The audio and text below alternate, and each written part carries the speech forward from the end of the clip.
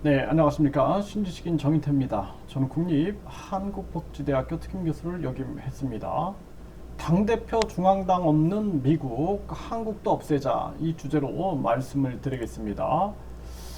이 미국은 중앙당이 없어요. 그래서 미국에서 뭐 공화당 총재가 누구냐, 뭐 민주당 총재가 누구냐 이런 얘기 들어본 적이 없죠. 네, 그래서 미국은 당대표가 없어요. 당대표도 없고 중앙당도 없습니다. 그래서 그냥 원내 총무, 우리식으로 말하면은 원내대표가 역할을 하는 거예요. 그래서 상원과 하원이 있고 상원의장, 하원의장이 있어서 상하원 입법부 견제 역할 등을 하고 있고, 공화당과 민주당에서 그냥 그 원내대표, 국회의원이 된 사람들, 그 사람들의 총무를 선출을 해가지고 당 방침과 규율 유지를 위한 행동 통일, 의원들의 발언 질의, 토론의 순서를 조정 또는 결정하고 출석과 동원을 독려 확보하는 등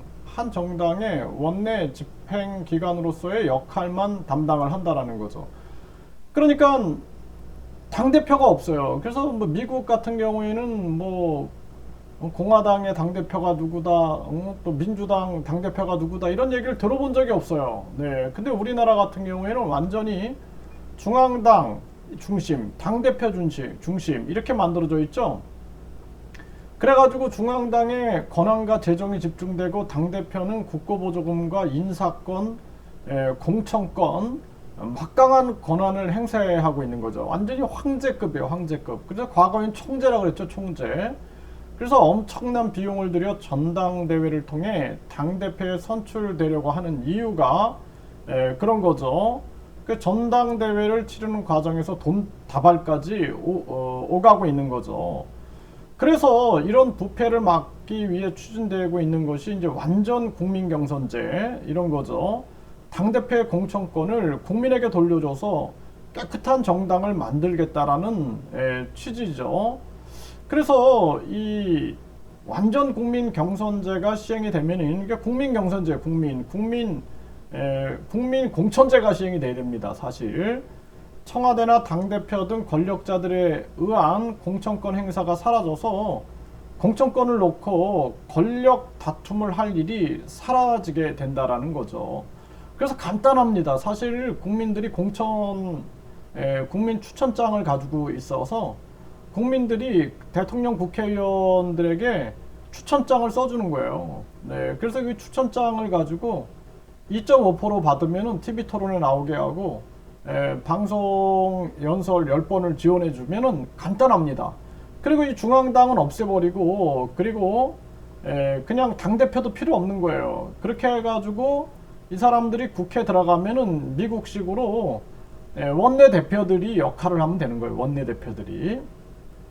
원내대표 있고 그 위에 무슨 총재니 당대표니 막 해가지고 이게 완전히 원숭이 정치를 하고 있는 겁니다. 원숭이 정치.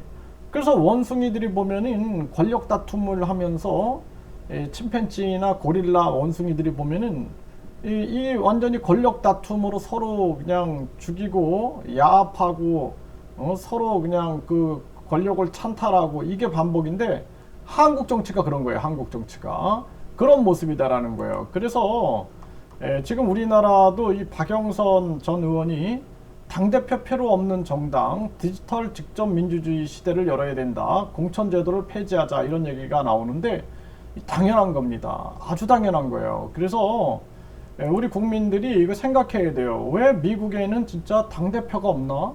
왜 여기에는 중앙당이 없나?